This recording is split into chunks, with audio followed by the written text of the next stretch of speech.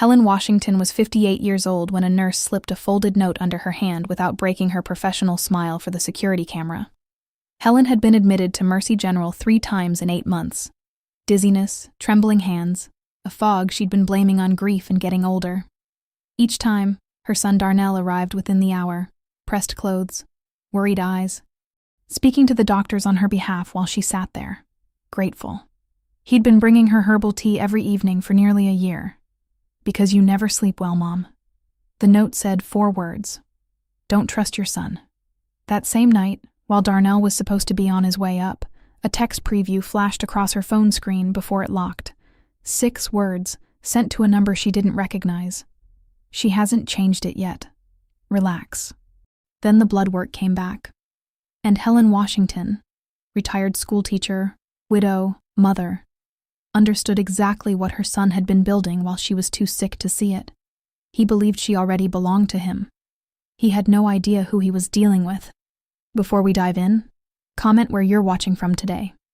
And if stories like this speak to you, hit subscribe, because tomorrow's story is even more intense. The wheels of the chair squeaked against the linoleum. Every turn of the corridor looked the same as the last. White walls, fluorescent light, the sharp smell of antiseptic cutting through the air. Helen Washington watched the ceiling tiles pass overhead and counted them the way she used to count the seconds between lightning and thunder. A habit, something to hold on to. Her hands were trembling in her lap. She pressed them flat against her thighs and made them stop. 3rd time in 8 months. That was the thought sitting at the front of her mind, dry and unglamorous. 3rd time in 8 months, Helen. The first time, she had chalked it up to stress. The second time, she'd let herself think the word aging and felt the particular exhaustion of a woman who has managed too many things for too long. Now, rolling through this corridor with her stomach turning slow somersaults and her vision doing something soft and unreliable at the edges, she found she was fresh out of acceptable explanations. She had run a classroom for 31 years. Room 14, Jefferson Middle School.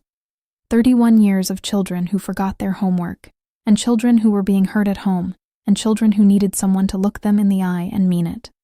She had learned to manage 12 things at once without raising her voice. She had learned to find the lie in a face before the mouth finished forming it. She was not a woman who fell apart.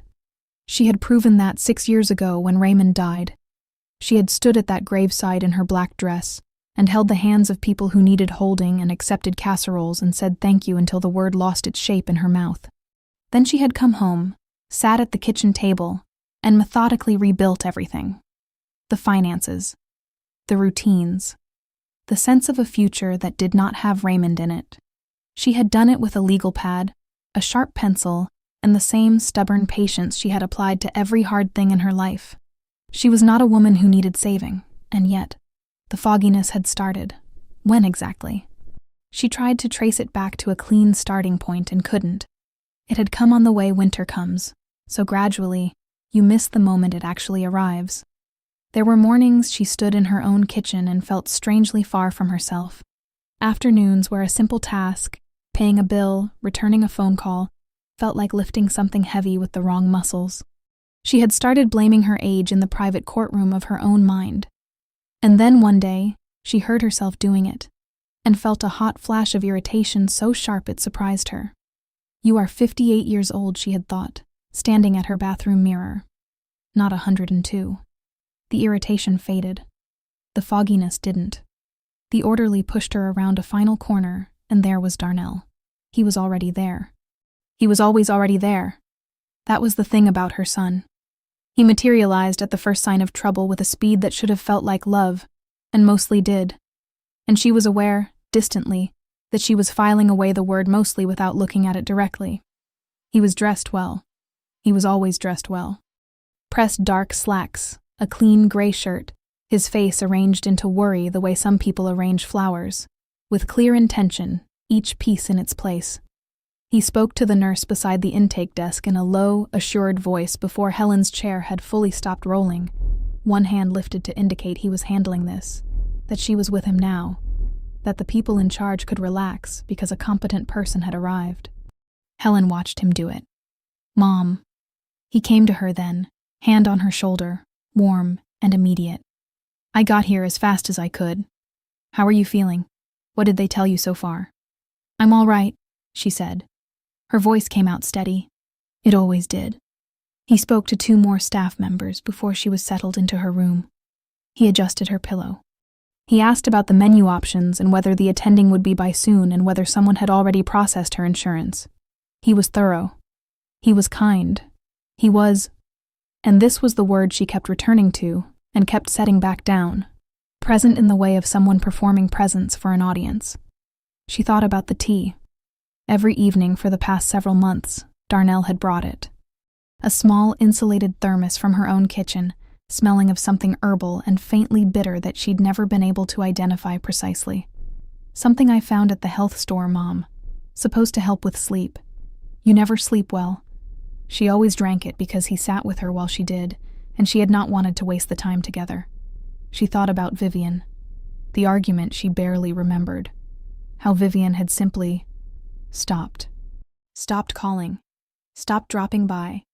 Gone quiet in a way that still pulled at something sore inside Helen's chest when she let it. She thought about Dorothy, who used to bring sweet potato pie on the 3rd Saturday of every month without fail, until Darnell had mentioned so gently that Helen had said she needed quiet. Helen had never said that. She had never wanted that. She had simply not corrected it. Darnell kissed her forehead. I've got to handle a couple things, he said. But I'll be back by evening. You rest. The door swung shut behind him. The room settled into silence. Helen lay against the pillow and looked at the ceiling and let herself, for just a moment, feel the full and terrible weight of everything she had not yet let herself think. The room was quiet in the way hospitals are always quiet. Not peaceful exactly, but emptied out. The sounds were all at a distance. Shoes on linoleum. A cart rattling somewhere down the hall. The low, indistinct murmur of a television through the wall. Helen lay still and watched the light through the window. Blinds make thin stripes across the ceiling. She heard the door before it opened. A soft knock, then the latch. Then the particular efficiency of someone who had done this 10,000 times. The nurse came in the way professionals do, not rushed, not slow, moving with the quiet confidence of a woman who belongs exactly where she is. Helen recognized her. Mrs. Washington. The nurse smiled. Warm, real, not the performed kind. Back again. I was hoping I wouldn't see you for a while. That makes 2 of us, Helen said. Her name tag read Patricia Okafor, RN. She had been on Helen's floor during the 2nd admission, too. Helen remembered her the way she remembered people who were good at their jobs, with the specific respect of someone who had spent 31 years trying to be good at hers. Pat moved through the room with economy.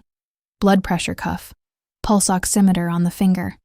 She watched the numbers, made a note on her tablet, checked the IV line with practiced fingers.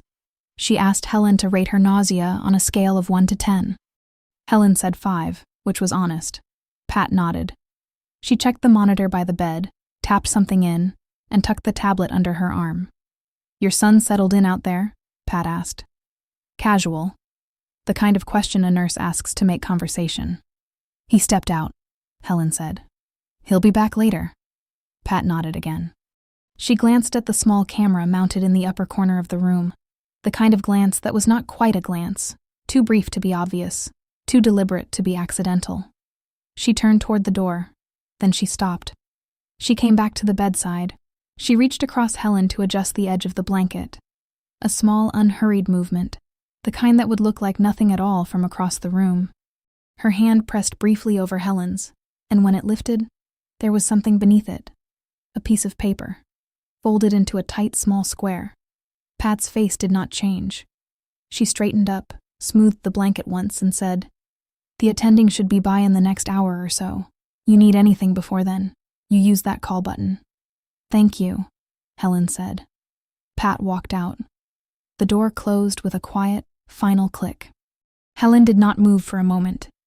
She could feel the paper under her palm, the edge of it, small and folded and impossibly heavy.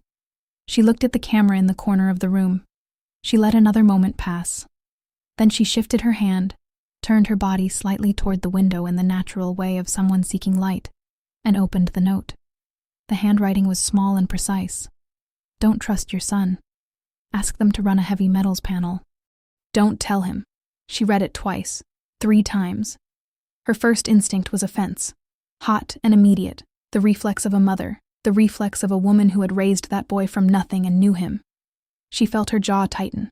She felt the word ridiculous form somewhere behind her teeth. Her second instinct was grief. A deep, slow sadness that moved through her chest like cold water finding the lowest point in a room. Her third instinct was something she had no clean name for. Not quite recognition. Closer to permission. As if some part of her had been standing at a locked door for months, and someone had finally slid the key underneath. She folded the note closed. She closed her hand around it. She lay back against the pillow and stared at the ceiling, and let herself be very still for a long time. She did not cry. She breathed slowly, the way she used to breathe in her classroom when a situation required her to be the only calm person in the room. When the attending physician came, 50 minutes later, a tired-looking man with reading glasses pushed up on his forehead. Helen was ready. She let him run through his standard questions. She answered everything clearly, without drama. She asked 2 reasonable questions about her current medication. And then, in the unhurried tone of a woman who had just thought of something incidental, I wonder if we might add a few extra blood panels while we're at it, just to be thorough. I've always believed in getting the full picture. The physician looked up from his tablet. Anything specific you're concerned about? Helen offered a small, self-deprecating smile. I'm 58, and I've been here 3 times in 8 months. At some point, thorough just seems like good sense. He nodded. He ordered the panels. He moved on. 31 years of asking for things without showing her hand. The request had cost her nothing. She lay back when he left. She looked at the ceiling. The folded note was pressed into her palm, small and certain beneath her fingers. She waited. The evening came in slowly. The stripes of light across the ceiling went gold, then gray, then disappeared. Helen watched them go. Darnell had not come back. She hadn't expected him to, she realized. Not really. The knowing sat low in her stomach, quiet, heavy, like something that had always been there and had simply stopped pretending otherwise. The door opened. A girl in a pink-striped volunteer vest came in with a fresh pitcher of water, young enough to still have the kind of smile that hadn't learned to be careful yet. She set the pitcher on the bedside table and began straightening things that didn't need straightening, the way young people did when they wanted to be helpful, but weren't sure how. You need anything else, ma'am? My phone's nearly dead, Helen said. You don't happen to have a charger? Oh, yes, actually. The girl unzipped the small pouch at her hip and produced one. I carry it for patients all the time. She seemed pleased to have a useful thing. She plugged it into the outlet near the bed and connected Helen's phone. Your son was still down in the parking garage a little while ago, by the way. I saw him on my way in from break. Looked like he was on the phone. Helen looked at her. Was he? Yeah, seemed kind of... The girl paused, edited herself with the instinct of someone who'd been corrected before. He looked busy. I'm sure he'll be up soon. I'm sure, Helen said. The girl left. Helen watched her phone on the nightstand. The charging icon blinked on. She waited. She wasn't waiting for anything specific, just giving the room its silence back, giving herself a moment to be steady before she moved. She reached for the phone.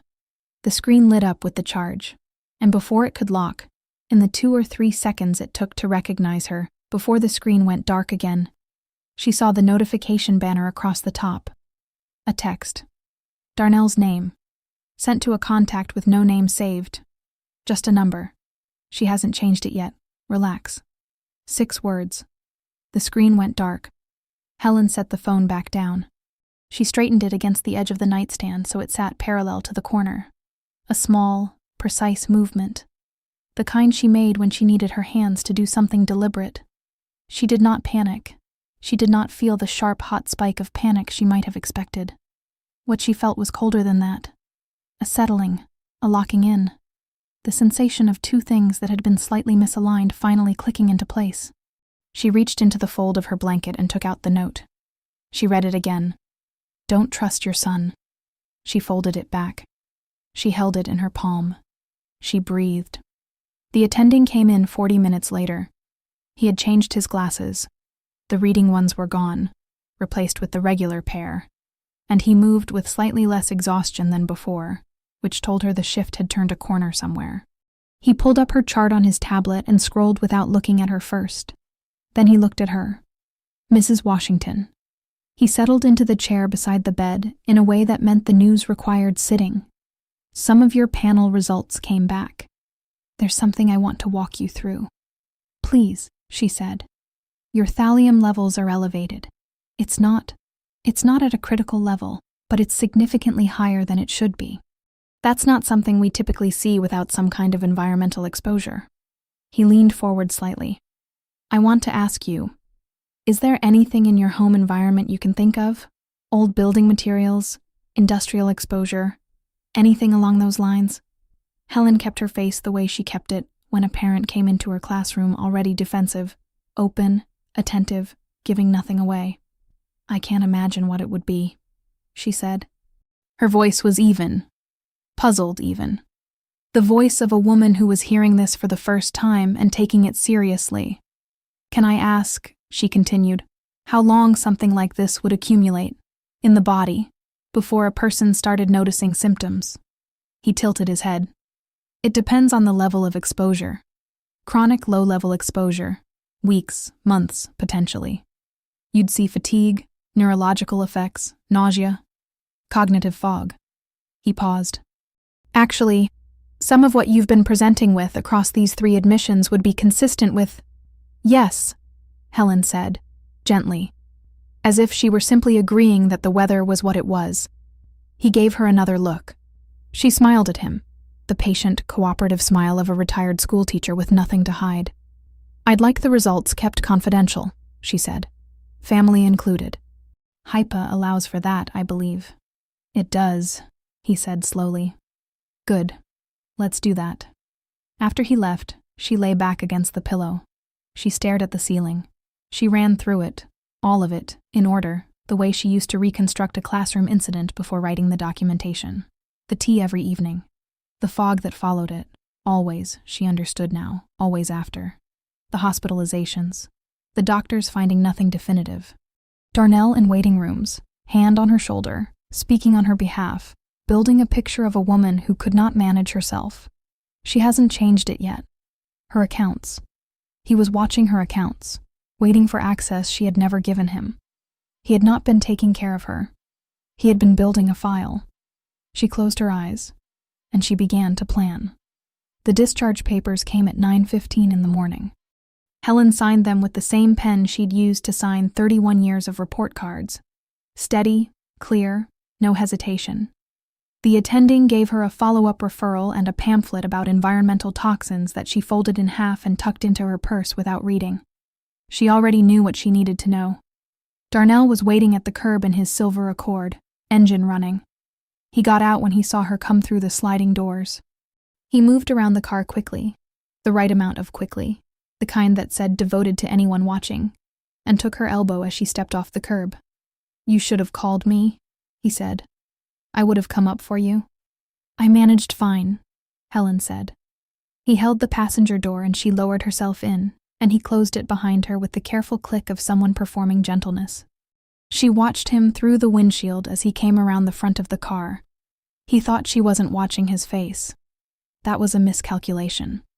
In the 2 steps between the hood and the driver's side door, when he was looking at nothing but the asphalt in front of him, she saw it. It lasted less than a second. A tightening around the eyes. A small, involuntary compression of the jaw.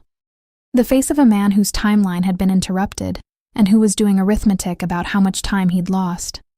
Then the door opened and he was warm again. You eat breakfast? He asked. At the hospital. They never give you enough. He put the car in drive.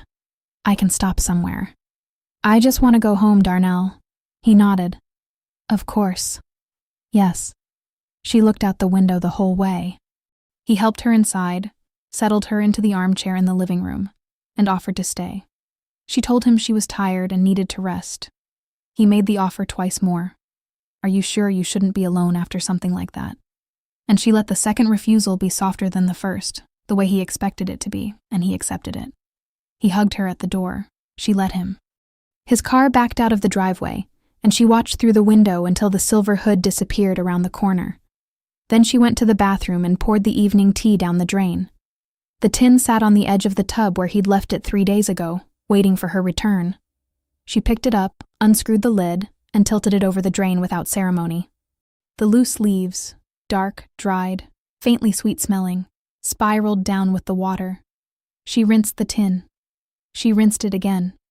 She set it upside down on the edge of the tub and stood there for a moment looking at it. Then she went to the kitchen and got her yellow legal pad. She used a fresh one. She wrote the date at the top, underlined it twice, and began. She wrote the way she used to write incident documentation at school. Factual, sequential, no editorializing. Dates where she had them, approximate dates where she didn't. She wrote about Vivian, the argument she couldn't fully remember, the silence that followed, the 8 months of no contact. She wrote about Dorothy, and the afternoon Darnell had mentioned so gently that Helen had said she needed quiet. I never said that. She put that in parentheses and underlined it. She wrote about the 2 times Darnell had suggested managing her finances, the exact words he'd used both times. She remembered them precisely, the way she remembered anything that had made her stomach go tight and then ignored the tightening.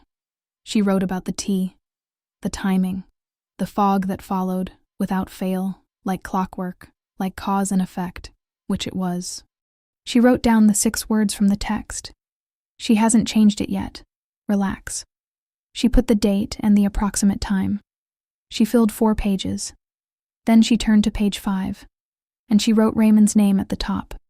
She meant to write the next thing, the house, the life insurance, the pension. But she sat there for a moment with the pen touching the paper and not moving, and something in her chest came loose. She cried for 4 minutes. She knew it was 4 minutes because she looked at the clock when she started and again when she stopped. And that was the number. She picked up the pen. She found Leon Ferris's number in the small address book she kept in the kitchen drawer. The paper one, the kind Darnell had no access to. She dialed from the landline. He answered on the 3rd ring. Leon Ferris. Leon, it's Helen. Helen Washington. A pause. Helen. His voice shifted. Something careful entered it, and something else that was harder to name. It's been a while. It has, she said. Darnell told you I wanted space. Another pause. Longer. That silence told her everything. Helen, you don't have to explain it, she said. I'm not calling about that. Not exactly. She kept her voice level, her grip on the phone loose. I need to know exactly what Raymond's estate documents say. And I need to know if anything has been changed without my signature. She heard him exhale slowly. When he spoke, his voice was quiet and deliberate. When can you meet? 2 days, she said. Somewhere he wouldn't think to look. I know a place, Leon said. I'll text you the address. Thank you, Leon. She hung up. She set the phone down. She pulled the legal pad back toward her and uncapped the pen. She had more to write. The coffee shop was called Birdie's. It sat on the corner of Maple and 9th, wedged between a dry cleaner and a tax office, the kind of place that had been there for 30 years without ever becoming fashionable. The booths were worn brown vinyl. The coffee came in thick ceramic mugs. Nobody here knew Helen Washington or her son. She arrived 7 minutes early and chose the booth in the back corner, the one with a clear sightline to the door. Old classroom habit. Always know who's coming in. Leon arrived at exactly 10 o'clock. She recognized his walk before she recognized his face. That same measured, deliberate stride she remembered from Raymond's funeral, from the reading of the will, from every moment in her life when things had required careful handling, and Leon Ferris had shown up to help handle them. He was grayer now. His suit was dark blue and pressed. He carried a leather portfolio under one arm, and when he saw her across the room, something moved across his face, relief and grief at the same time, the way you look at someone you've been worried about for longer than they knew. He slid into the booth across from her. Helen. Leon. She wrapped both hands around her mug. Thank you for coming. Don't thank me for that. He set the portfolio flat on the table between them and rested his hands on top of it. He didn't open it right away. He looked at her the way Raymond used to look at her when he had something difficult to say, directly, without flinching. Before I open this, are you all right? I'm working on it, she said. Tell me what you found. He opened the portfolio. Raymond's estate was exactly as she remembered it. Leon walked her through it slowly, one document at a time. The house, paid off in full, titled in her name. The life insurance payout of $340,000, distributed to her 18 months after Raymond's passing. The investment account, modest but steady, also hers. Darnell's name appeared nowhere. Not in the will, not on the accounts, not on any designated beneficiary line attached to anything Raymond had owned. Raymond was very clear, Leon said. We went through everything together, the two of us, about 8 months before he got sick. He wanted you protected. Every document reflects that. Helen nodded once. She already knew this. She needed to hear it said out loud, officially, by a man who had been there when Raymond signed his name. Leon turned to the next page in the portfolio. His expression didn't change, but something in it became more controlled. The way a face looks when it is working to stay neutral and almost succeeding. 14 months ago, he said, someone submitted a change of beneficiary form to Raymond's former employer's pension administrator. He turned the document to face her. The form named Darnell Washington as sole beneficiary. She looked at it. The form was a standard 2-page document, the kind with boxes and signature lines. Her name was typed in the appropriate fields. At the bottom, on the signature line, was her signature. Her handwriting. Not quite. Close. But not quite. She had spent 31 years writing her name on documents, reports, permission slips, letters home, official correspondence. She knew the exact angle of her capital H, the exact weight of the loop in the W. Whoever had done this had studied her signature carefully. Not carefully enough. It was rejected, Leon said. The form was incomplete. Missing a notarization and a secondary verification the administrator requires for changes filed by mail rather than in person. He paused. If it had been complete, it would have gone through. The room was quiet around them. Somewhere near the front, a coffee machine hissed. Helen looked at the signature for another moment.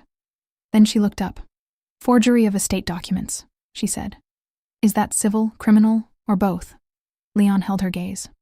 Both, he said. Definitely both. She nodded. She took a slow sip of her coffee. She set the mug down and folded her hands on the table. I need you to make copies of everything in that portfolio, she said. Store them somewhere he has no access to. Your office, a safe deposit box, I don't care which. Nothing goes home with me yet. Done.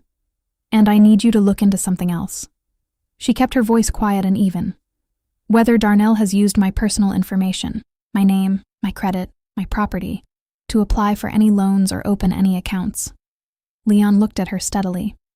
That could take a few days. That's fine, she said. And Leon, she let a beat pass. Say nothing yet. He closed the portfolio. Not a word. He called 3 days later. She was at the kitchen table with her legal pad when the landline rang. It's Leon. His voice was careful. I found something. She put her pen down. 6 months ago, Darnell submitted an application for a home equity line of credit against your house. He paused. The application was denied. She exhaled slowly through her nose. Why was it denied? Because your credit was frozen. Another pause. Helen, did you know you have a credit freeze on file? It was placed about 2 years ago. She sat very still. 2 years ago. She remembered now. A segment on the evening news. A story about identity theft targeting older homeowners. She'd called the credit bureau the next morning almost without thinking about it. The way she'd always done things that made practical sense. She'd forgotten it within the week. She had never mentioned it to Darnell. He hadn't known. Her house, Raymond's house, the house where she'd raised their son, the house where she'd nursed her husband through illness, the house that was the last solid thing she had survived because of a phone call she'd made at 7:30 in the morning while her coffee was still brewing, because of a news segment she'd half-watched from the couch. Not by strategy, by accident. By the narrow, unremarkable grace of a habit she didn't even remember forming. She sat with that for a long moment. Thank you, Leon, she said. I'll be in touch. She hung up the phone. She placed her hand flat on the legal pad in front of her. The pages were nearly full now. Dates and names and dollar amounts. A careful, documented record of everything her son had done while she poured his tea down the drain and called him on Sundays and sat across from him at her own table. She turned to a fresh page. She had more to do. Helen left the house at 8:15 in the morning. She did not call ahead. She had thought about it. Her hand had gone to the phone twice, and both times she had set it back down. Darnell had a way of knowing things he shouldn't know. She didn't understand exactly how, not yet, but she had stopped being willing to find out the hard way. She took surface streets instead of the highway. Old habit. Raymond had always said she drove like she was trying to avoid someone. She hadn't understood what he meant until now. Vivian's building was a 4-story brick walk-up on Claremont Avenue, the kind of building that had good bones and not enough parking. Helen had been here dozens of times. She knew the buzzer code, knew the neighbor's dog that barked at everything, knew which step on the second-floor landing squeaked. She had not been inside this building in 3 years. She climbed the stairs without pausing. She knocked on 2C. It took a moment. Then she heard movement, the soft shuffle of slippers, the small metallic sound of a chain being checked. The door opened to the length of the chain, and one eye appeared in the gap. Then the chain came off fast. Vivian stood in a faded blue bathrobe, her reading glasses pushed up on her head, a coffee mug in one hand. She was 61 years old, and had the posture of a woman who had spent decades in courtrooms and refused to let her spine forget it. But right now she looked like someone who had just seen something she wasn't sure was real. She stared at Helen for a long moment without speaking. Helen looked at her sister, the gray in her locks, the lines around her eyes that were deeper than she remembered, the way her hand was gripping the coffee mug just a little too hard. "He told you I said things I didn't say, didn't he?" It was not a question. Vivian's face broke open.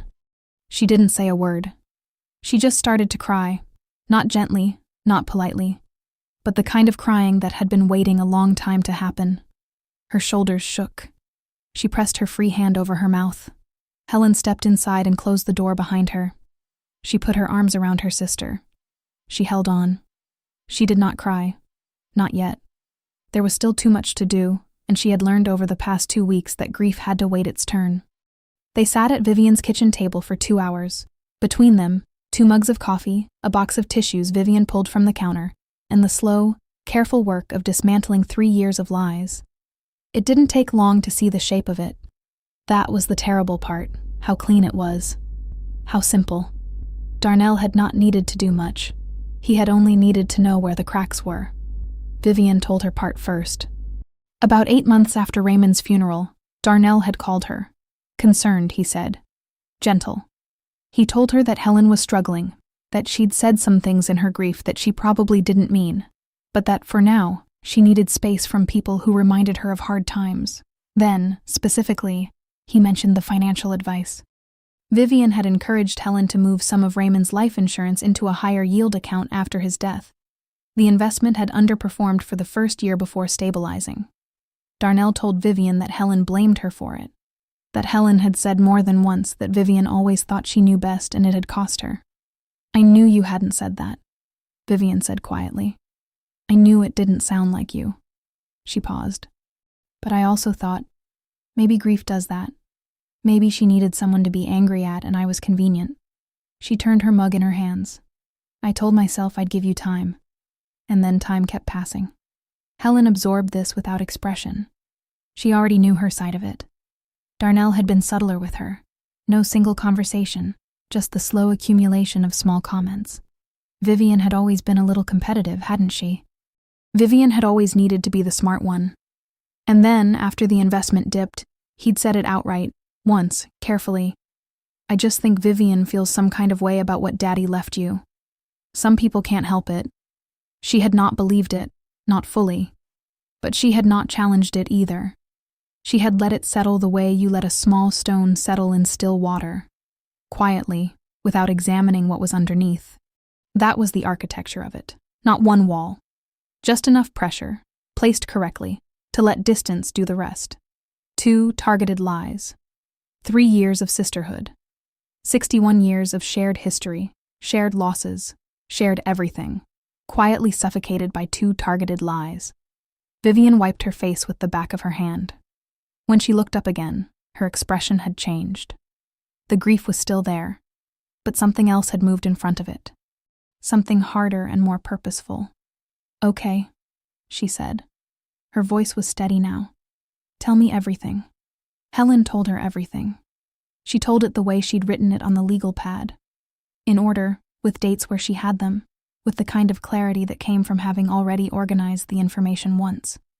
The tea, the hospitalizations, the thallium, the text message fragment, the forged beneficiary form, the HELOC application denied only because of a credit freeze Helen had forgotten she'd placed. Vivian listened without interrupting. She had spent 22 years as a paralegal, and she knew how to listen to a case being built. By the time Helen finished, Vivian had found her own notepad, yellow, legal-sized, the same kind Helen used, and had been writing for the last 20 minutes without being asked. "I know a forensic accountant," Vivian said, not looking up from the page. "His name is Gerald Mack. He handled financial fraud documentation on 3 cases I worked. He's thorough, and he's fast, and he'll know exactly how to map what Darnell did with your credit and Raymond's pension form." She turned to a new page. "And I know a pharmacological toxicologist, Dr. Sandra Reese. I worked with her on a poisoning case back in 2008. She can document the thallium exposure in a way that ties the source to the timeline. That's what you need. Not just that it was there, but when it got there and how." Helen watched her sister's pen move across the page. This was Vivian. This had always been Vivian, not soft in a crisis, but sharper. The grief had already converted itself into something her sister could use. They worked until the windows went dark. Vivian made a second pot of coffee and then a third. She made toast at some point, and neither of them ate much of it. The legal pads filled. Names, numbers, a sequence of steps laid out in the ordered, deliberate language of 2 women who knew how institutions worked and exactly what kind of documentation made them move. At some point, Helen looked up and realized she could no longer see the buildings across the street, just the dark and the light from the street lamps and the warm, small world of her sister's kitchen, unchanged, still hers. And something in her chest, which had been locked and braced and held together by sheer discipline for 2 weeks, came loose. She did not make a sound. Tears ran down her face and she let them, not from pain, or not only from pain, but from the particular relief of a burden shared, the unbearable lightness of no longer carrying something alone. Vivian looked up from the legal pad. She didn't say anything. She reached across the table and covered Helen's hand with her own. They stayed like that for a while. The notepad sat between them, full of plans. The nail salon on Garfield Avenue was narrow and bright, with white walls and the sharp chemical smell of acetone that never quite left the air. A row of pedicure chairs lined the left wall.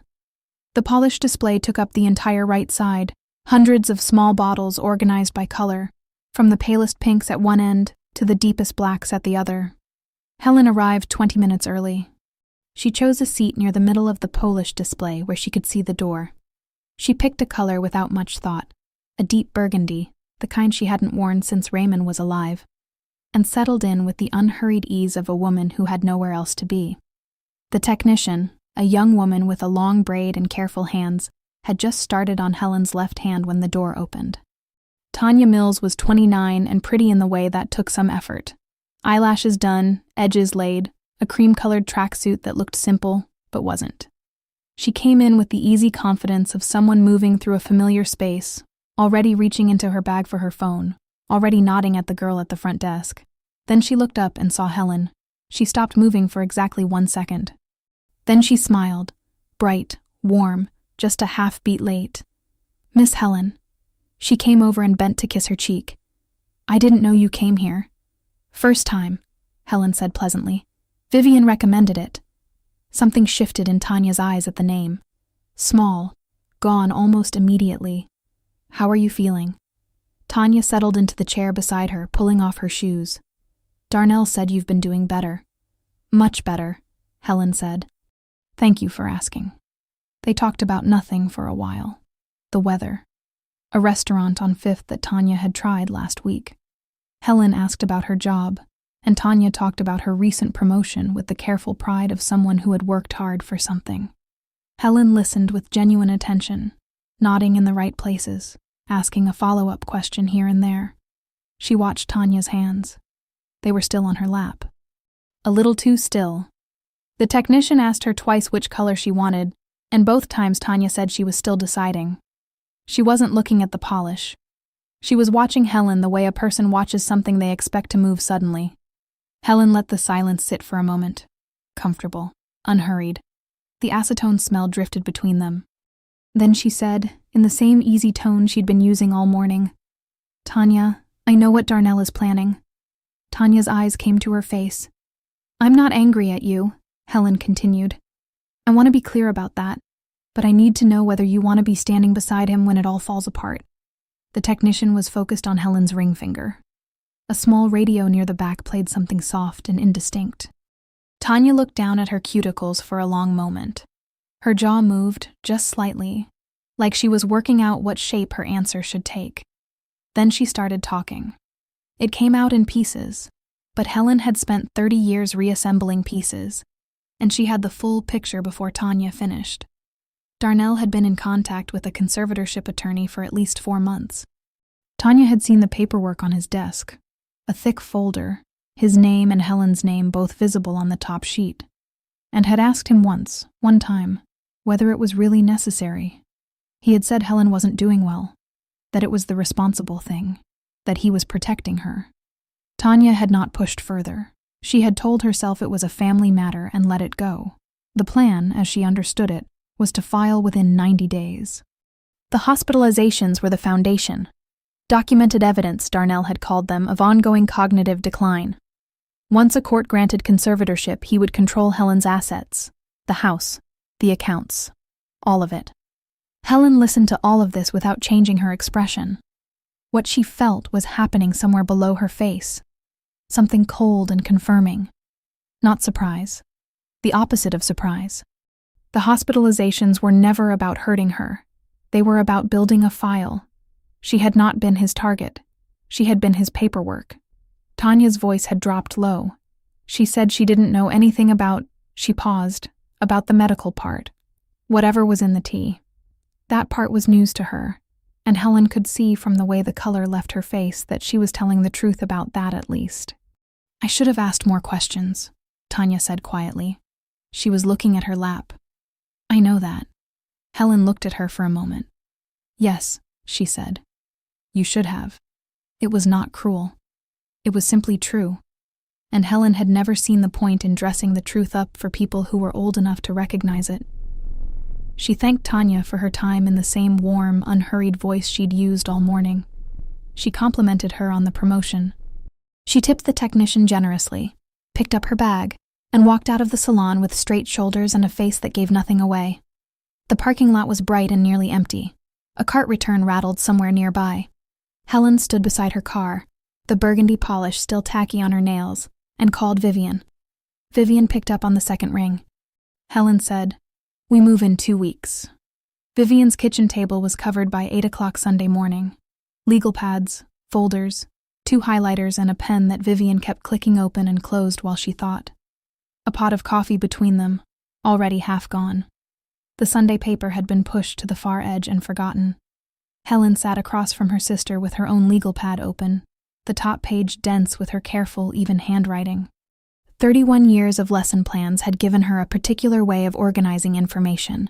Everything numbered, everything sequenced, nothing decorative. Vivian read over her shoulder for a moment, then pulled up her own chair and got to work.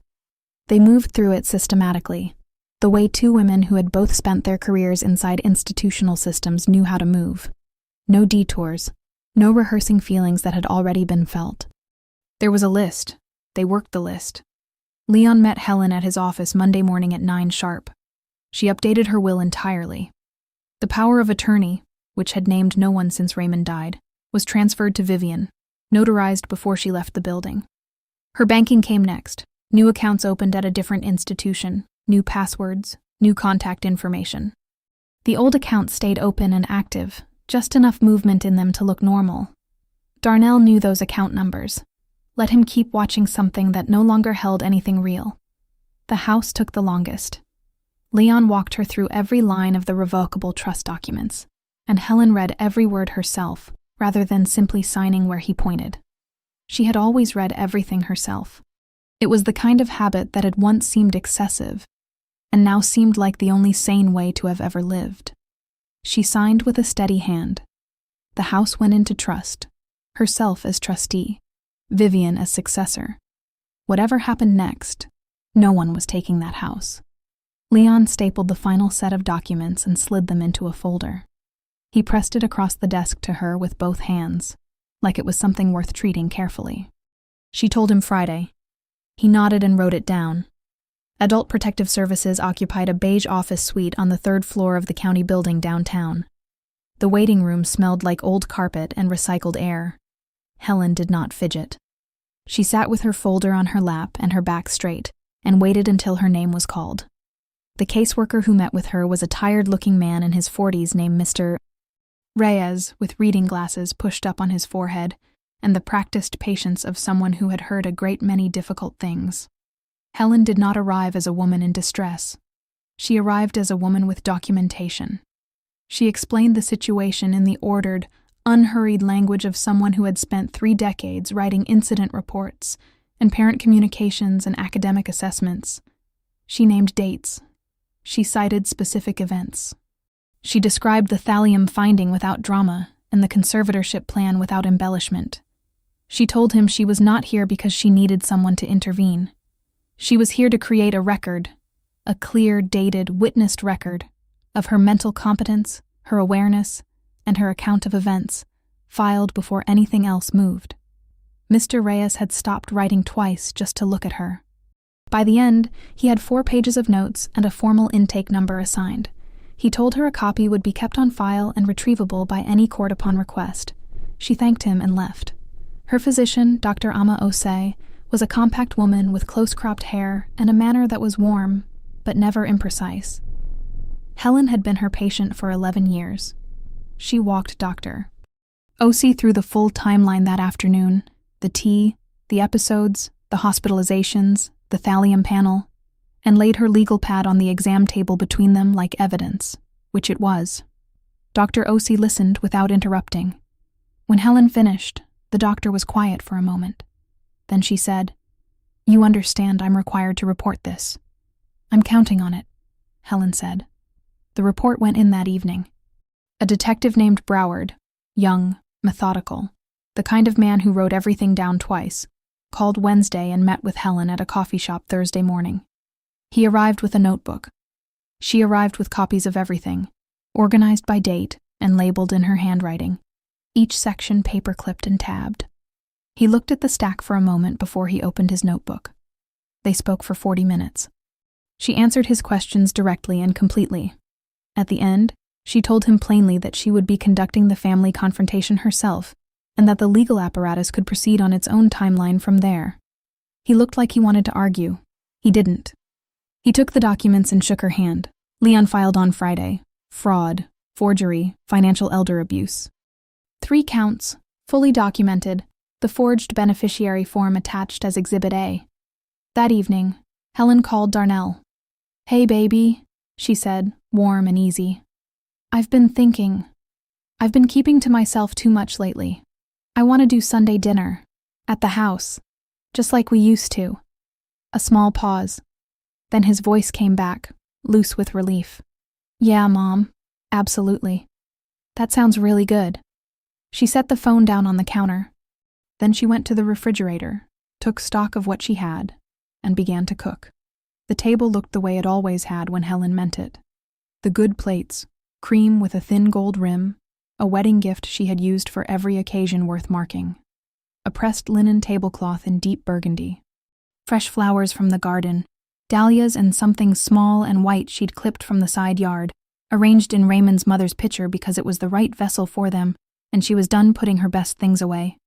No tea on the table. Not even the box left visible on the counter. Just food and flowers, and a house that belonged to her. Darnell arrived at 2:00.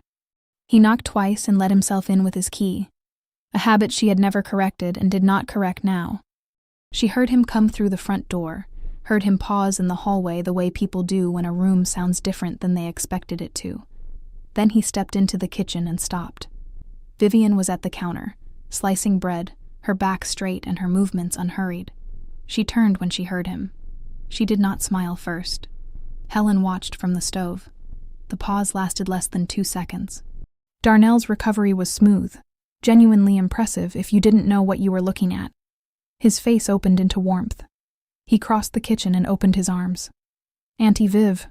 His voice was all surprised delight. "I didn't know you were coming." Vivian accepted the embrace with the stillness of a woman who had decided exactly how much to give, and not a fraction more. "Your mother invited me," she said simply. He kissed Helen's cheek next, his hand settling briefly on her shoulder. "Smells incredible in here." "Sit down," she told him. "Leon's on his way." The hand on her shoulder went very slightly still before he lifted it. Leon arrived 12 minutes later. Helen heard the knock and went to the door herself. Leon stood on the porch in a charcoal blazer, the same easy, careful expression he always wore, and she stepped back to let him in without ceremony. They had moved past ceremony 2 weeks ago at the coffee shop. She walked him back to the dining room. Darnell was seated at the table. When Leon appeared in the doorway, Darnell's face did something Helen had no name for. Not quite fear, and not quite anger. Something that moved through him and was gone. "Leon." His voice was measured, cordial. "Darnell." Leon pulled out his chair and sat. That was all. They ate. Helen had made her pot roast with the vegetables cooked down soft the way Raymond always wanted them. Cornbread, green beans with smoked turkey, a sweet potato pie cooling on the counter and a peach cobbler beside it. She had been cooking since Saturday afternoon, and the labor of it had been something close to prayer, her hands busy, her mind clear. She kept the conversation easy. She asked Darnell about his week. He answered in the careful, slightly elevated way of someone who is listening harder than he is speaking. She asked about Tanya. He said she was good, just busy. Helen nodded and passed him the cornbread. She watched him work the table, making small talk with Leon with the deliberate ease of a man trying to seem like this was nothing. She watched him reach for his glass. She watched him look, twice, at the hallway. The way you look at a door when you are considering something. She was the most relaxed person in the room. She had been the most relaxed person in the room since Friday. After dinner, she stood and gathered plates. Darnell started to rise. "Mom, let me sit," she said pleasantly. "I've got it." She made 3 quiet trips to the kitchen. She rinsed the plates and set them in the rack and dried her hands on the dish towel. She stood at the counter for a moment by herself. The kitchen was still. The dahlias on the table were just visible from where she stood. She picked up the manila folder from the counter beside the refrigerator. She walked back to the dining room and sat down. She placed the folder in front of Darnell without opening it. "I want to talk about Raymond's pension form," she said. Darnell looked at the folder, then at her, then at Leon. "What pension form?" he said. "The one that was submitted 14 months ago to the pension administrator." She kept her voice the way she kept it in parent conferences, even, patient, moving toward something whether or not the other person was ready to get there. "The one that named you as sole beneficiary. The one with my signature on it that I did not sign." He let out a breath that was almost a laugh. "Mom, I don't know what you're—" "The form was rejected," she said. "Incomplete paperwork, but the submission is on record." Leon pulled it. Darnell looked at Leon. Leon looked back at him and said nothing. "This is a lot," Darnell said, and his voice shifted. Softer now, concerned. "This is a lot of stress, Mom. You've been through so much. I just think maybe—" 6 months ago, she said, "you applied for a home equity line of credit against this house. You were denied because my credit was frozen. You didn't know about the freeze." The soft concern flickered. "I have loved you," he said, "every single day. You put thallium in my tea." Her voice did not rise. It simply landed. "Not enough to kill me. Enough to make me look like I was declining. Enough to put me in the hospital 3 times so you'd have a paper trail. You were going to file for conservatorship. 90 days, I'm told." She folded her hands on the table. "You sat in that waiting room and held my hand." The room was absolutely quiet. Darnell's mouth opened, closed. "The detective has everything I just said," she continued, "along with the documentation, the blood panel results, And the forged form. That was filed before I called you about dinner. She reached into the folder and slid a second set of papers across the table toward him. Leon filed the civil suit on Friday. Fraud. Forgery. Financial elder abuse. Darnell stared at the papers. He did not touch them. You need to leave my house, Helen said, and you need to not come back. Darnell stood slowly. He looked at her the way people look at something they no longer recognize. He picked up his keys from beside his plate. He walked to the front door without another word. It opened. It closed.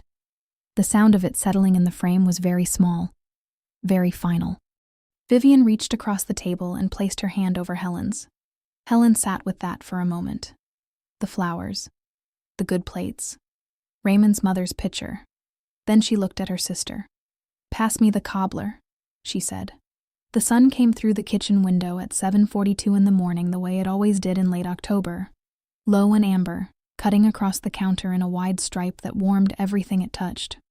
Helen sat at her kitchen table with a plate of scrambled eggs and a cup of coffee she had made herself, from beans she had ground herself, in the quiet of a house that was entirely hers. She ate slowly. There was nowhere to be until 10. The eggs were good. She had learned in the past year to cook for one without apology, not smaller portions shaped by guilt, but full, proper meals made with the same care she had always given to tables set for more. It had taken her a few months to stop feeling the strangeness of it.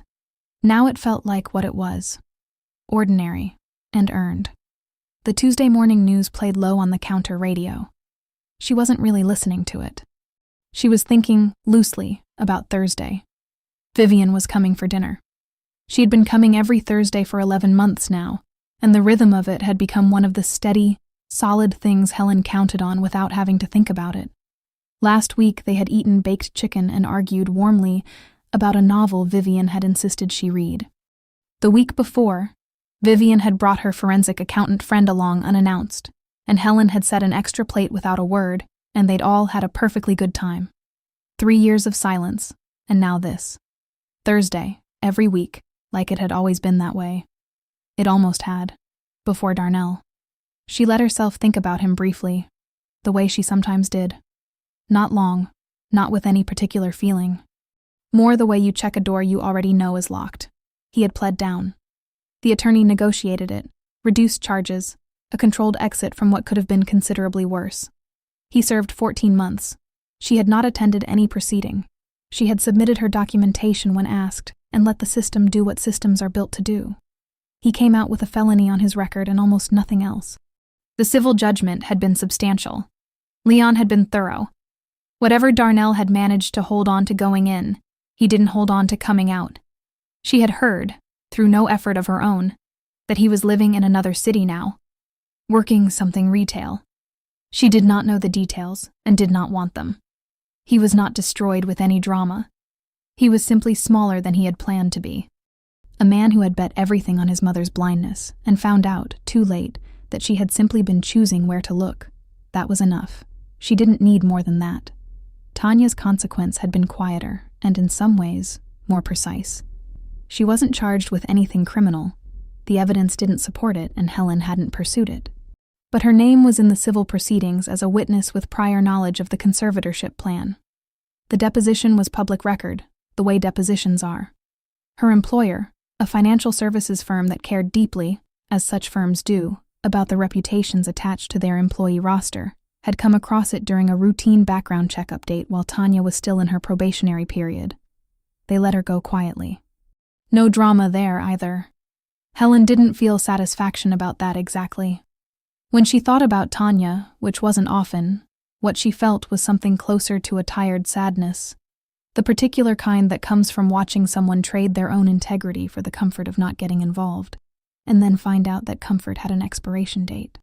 Tanya hadn't put the thallium in anyone's tea. But she had seen the paperwork on the desk and asked one question, and then decided that was enough effort toward being a decent person. That choice had followed her. It was supposed to. Leon had his own chair at her kitchen table now. Not literally, but effectively. He was back in the family's orbit as permanently as 30 years of friendship warranted.